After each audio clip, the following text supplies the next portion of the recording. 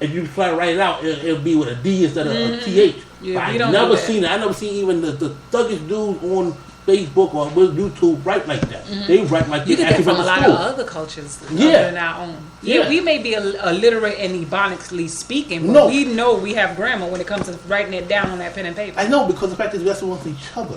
It's kind of like similar to Jamaicans, like they do twat amongst each other. You know, that don't mean that they're gonna type like that. Yes. But unfortunately, a lot of people, when they hear black people in America talk like that, they think that we have more education. But they don't know that we just speak amongst each other. But when we see them do it, they like, oh, this is how we speak. Yeah, this is I mean, come on. So if we could that's right. So that's my point about rappers. Like, you don't automatically assume that's the facade of a rapper. That's what he is in real life. But he could be a well-educated person. But it is affecting a lot of our society. It is drastic. You know, a lot of kids, even the white kids in the white world, they getting the fitted caps and riding it over their eyes like this is hood and this is the rap life. I know. That's not. I know, but once again, I haven't seen a black person go into a job interview just like that either. See, it's all about what we do amongst each other. You know what I mean? Now, if you be a fool and going to go dress like that to an interview, a job interview, you're stupid. But we don't do that. This is on our culture, and people got to stop taking that as this is what they are. Period. No, it's what we do when we want our neighborhoods or whatever. Our peers. You know, our peers. Like that's what I'm saying. You know, so like I said, these artists who talk like this, even singers, don't assume that they automatically talk like that. They probably have more education than the average person that don't rap. You know? So, and I appreciate that for those who know the difference. Because a lot of them don't know the difference. No, I don't know the difference. In school, a lot of ignorant people who actually believe that this is what people are. That hip-hop is. Hip-hop is hustling all night, living in your mom's crib. A lot of major artists with the college, you don't even know that. Exactly. A lot of them. Exactly. So I think even Diddy went to college. Yeah, of course. Yeah. He went back to college. Yeah, exactly. You know, Take that. Yeah. So what I'm saying is that just like young man is gonna come up, same thing. Like, you know, he got other things going on. He's a doctor and he's a singer. He said, I'm gonna be a doctor and a singer. Think about that. He said, I'm gonna do whatever I could. I'm gonna do what I want to do, and I want to do both. Shout outs to his music. He bringing a different flavor. Yeah, he didn't choose. He said, I'm gonna do both. Yes. That's what I'm talking about. Yeah. Both. He doing three and that 4 things. And that make 4. Yeah. He's actually doing a little bit more than that. Yeah. He just didn't share yet, but he's doing a whole lot. Well, yeah. You know, so shout outs to Serrantos. Yeah. And don't forget, we're gonna have Legion D Wise and Mr. White Thursday night right here on 109.1 W. Yeah, shout out to Legion D Wise for that Legion Kroom album, man. That thing was off the hook, man. Shout out to Adrian Kroom too, man. You know what I'm saying? He had sent me some beats. You know what I'm saying, the work on what I did for my album that's supposed to be coming soon. Shout out to Adrian Kroom too. So yeah, definitely shout out to Legion D Wise and Adrian Kroom, and shout out to both of y'all for that Legion of Kroom. Yeah, it's off the chain. Yeah, definitely. I'm gonna play one of the songs tonight. Yeah. Definitely. Yeah. And Mr. White, we got you, man. We got you, definitely. Definitely. Mr. White is the newest. Yeah, remember Against Me Entertainment, and he's nice too. Yeah, man, shout like out that. to him. Yeah, definitely. Shout out to him. Any more shout outs you want to make, Drastic? No, not at this moment. I'll wait for later. You know, we just gonna wait for some Ronald Toast to come on. Serrantos? Yeah, Serrantos. Yeah. We're still waiting for him to call. I guess he read our minds. Yeah. Somebody's calling.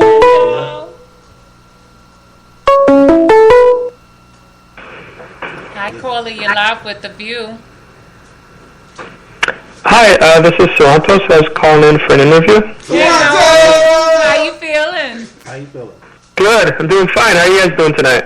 We okay, honey. Too blessed to be stressed. Yeah, definitely. So yeah, we just listened to your song. I know you heard it. I love it. Yes. Oh, thank you. Can you let everybody know Can you let everybody know what inspired you to take this as another profession? We were just talking about how other artists don't necessarily have to be in that field to take on, expressing their music. So tell everybody what got you to get into doing what you're doing.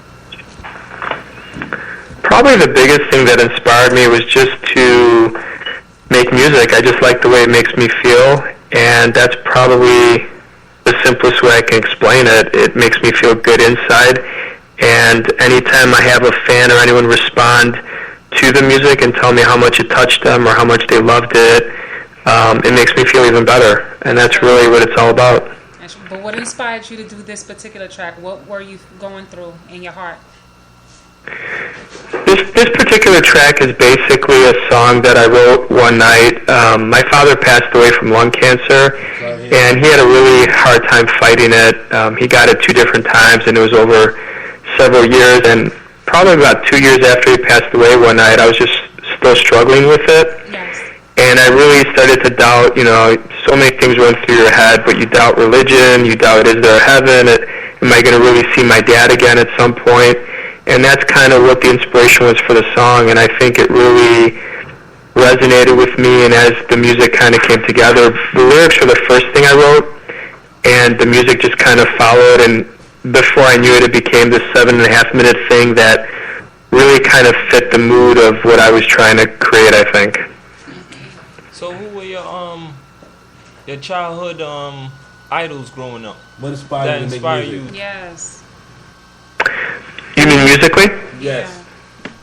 Musically, I was very inspired by the 80s.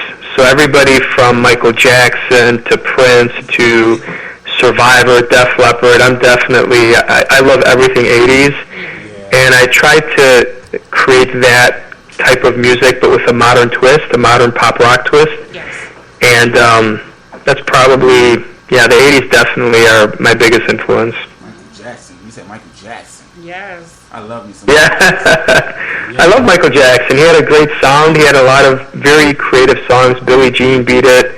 Loved all of those. They were classic. And a lot of songs, and listen, I'm not a punk, but a lot of songs just still bring a lot of tears to my eyes. A lot of Michael Jackson songs bring tears to my eyes. Mm-hmm. And a lot of his songs, he preached certain things, and a lot of people don't really catch it. You know what I'm saying? He preached unity, he preached happiness, he preached people coming together. He sing about those things all the time. No matter what race. Exactly, and that's what drew me to Michael Jackson a lot. Yeah, I agree with you. I think Michael was tremendous. And the one thing that I always particularly loved about him, too, was his videos. And that's another reason I decided, hey, I'm going to make a music video every single month. Most people make 1 or 2 per CD, but I just felt that visually that element just really can add so much power to your song and your message. And of course, I don't have a label, and my videos are on the lower budget side, but I have a lot of great ideas that hopefully one day I can do half of what I want to do. That's right. Definitely, But definitely. you already took that initiative, honey. Yes, definitely. I'm trying. Yes. What aspect of making music excites you the most right now? I think right now the thing personally for me that excites me the most is when people actually appreciate what you create. As an indie artist, you go through so much time where you're kind of doubting yourself and you're like, no one's even listening to this. And you kind of look at your social media and there's like 1 person, 2 people. But I think right now I'm kind of definitely in a growth curve. And this song, What If I Never See You Again, the coolest thing that I've seen in the last couple weeks is, I think 2 weeks ago it broke the top 200 for radio airplay in the United States, which I was super excited about because I've never had a song do that. And then last week it went up to number 158. So it's really cool and exciting because here I am, most people spend a couple $100,000 to get radio airplay with big labels, and I'm looking at myself and I'm ahead of Madonna, who, another 80s person that I loved some of her music, and I'm like ranked ahead of her on radio airplay in the U.S. So it's humbling, it's exciting, it just really, I don't know what to say. It's surreal. I love radio airplay. I use radio airplay for my music as well, and I also use number 1 music for my music as well. As far as radio airplay, I love that so much. Yes. I think I was in the top 100 at one point about a year ago. So radio airplay is definitely a good spot to send your music over and get your music aired on. Yeah, exactly. Definitely. What aspect of making music gets you the most discouraged? Wow. Probably the marketing part to it. You really still need a tremendous amount of support to try to get where you want to go as an artist. And obviously the music, the song has to be powerful, but that's always the most discouraging, is, when you look at how many times has this happened where we hear a song and we're not necessarily thrilled with it, but you keep hearing it everywhere and they beat us to death with it, and eventually you're like, oh, that's a pretty cool song. So I just think at the end of the day, whether it's Spotify, on the radio, wherever, the big labels have marketing dollars, and it does make a difference. So that's probably the most discouraging, is trying to compete with that. Well, as an indie artist, you not only have to compete with the majors, you got to compete with a lot of indie artists as well. So you really competing a lot to even get heard. Yeah, absolutely. So you have any up and coming projects? I do. I have a couple of things I'm working on because I'm always trying to surprise the fans. But at this point, one of the things that's the most challenging is trying to finalize my band, because I definitely want to start performing more live performances. I did the Toronto Music Festival last year, and it was a lot of fun. And it's a huge challenge when you're a solo music artist. I wish I could just go out there by myself, but I probably wouldn't look right sitting up there by myself. So trying to have session musicians that you hire to do the guitar, the synth, the bass, the drums, it's really hard to find people that are reliable. And that's probably been one of my biggest focuses, is trying to get that going, because I want to start gigging. I want to start, doing more stuff, and it's hard to do that when you don't have a solid band that's reliable. Yeah, and I can relate to that too. Not having people reliable, or having a solid band or team or group behind you. Yeah. To actually, help you out when you need them, and stay,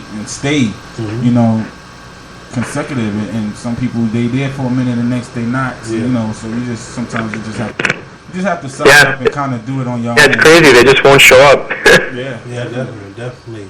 Is there a particular song or musical passage that never fails to move you emotionally?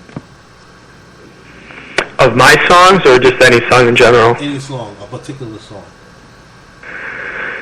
It depends what mood I'm in. If I'm in, one of the songs that one of my all-time favorites is Survivor's Eye of the Tiger. Yes.